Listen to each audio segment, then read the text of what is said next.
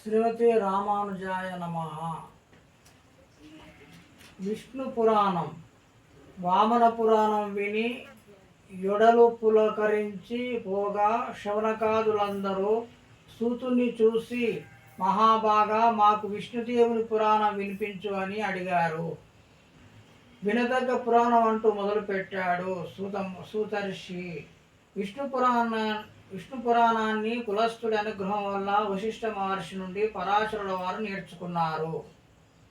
ఆ పరాశరుల వద్ద ఆ పురాణాన్ని ఇదే నైమిషారణ్యములో మైత్రేయుడు విన్నాడు అంటూ మా గురువులైన వేదవ్యాసుల వారు నాకు బోధించారు.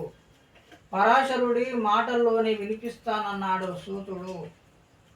అవునవును, పరాశరుల వారు బహు పురాణవేత్తగా విన్నాం, వారి గురించి కూడా చెప్పండి అని కోరారు శవనకాదులు. సూతుడు నవ్వాడు. తప్పక చెబుతాను, ఎందుకంటే మా గురువు గారైన వ్యాసుల వారి తండ్రే పరాశరుడు.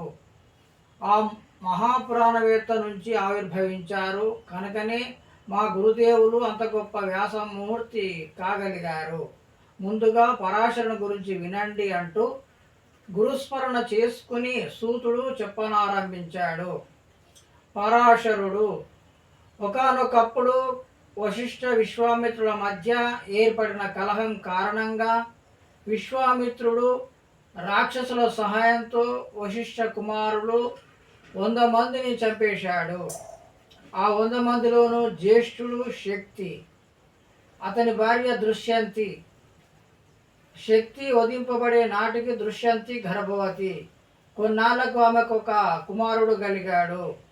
అతనికి పరాశరుడని పేరు పెట్టి మునికుల సంప్రదాయం ప్రకారం విద్యాబుద్ధులు నేర్పుచూ పెంచి పెద్దను చేసింది దుష్యంతి. పెద్దవాడైన పరాశరుడు తన తండ్రి అయిన శక్తిని, పినతండ్రులు 99 విశ్వామిత్ర ప్రేరితులైన రాక్షసులు తుదముట్టించిన విషయం తెలుసుకున్నాడు. అందుకు ప్రతీకారంగా సర్వరాక్షస నాశనకరమైన సత్రయాగాన్ని ఆరంభించాడు. ఫలితంగా అనేక మంది రాక్షసులు ఆ యజ్ఞగుండంలో బడి దగ్ధమైపోసాగారు. రాక్షస జాతిలో వృద్ధుడు పులస్త్యుడు తమ జాతి తిరిగిపోవడం చూసి ఆయన హృదయము తరుక్కుపోయింది. వశిష్ఠుని శరణి కోరాడు.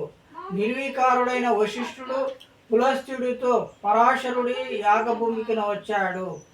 మనవడికి నచ్చచెప్పి అతి రాక్షసంగా జరుగుతున్న రాక్షస సమారణ హోమాన్ని విరమింపజేశాడు.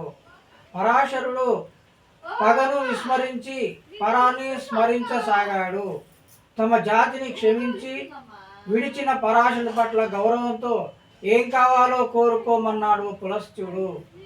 పురాణ ప్రియుడు పరాశరుడు సర్వ పురాణాలని తెలియజెప్పమన్నాడు. సమస్తమైన పురాణ జ్ఞానము నీకు సిద్ధించుగా కానీ వరమిచ్చి వెళ్ళిపోయాడు పులస్త్యుడు. పరాశరుడు తిరుగులేని పురాణవేత్తగా ప్రసిద్ధి చెందాడు. జై శ్రీమన్నారాయణ.